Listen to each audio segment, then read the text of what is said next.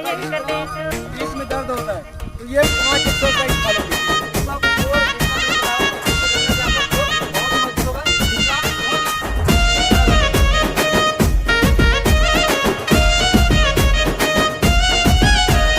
సిద్ధిరాల మనసు నాది చిన్నగా పోతుంటావో చూడక పోతుంటావో ఇంట్లో చిన్న దాన్ని నేను సిద్ధిరాల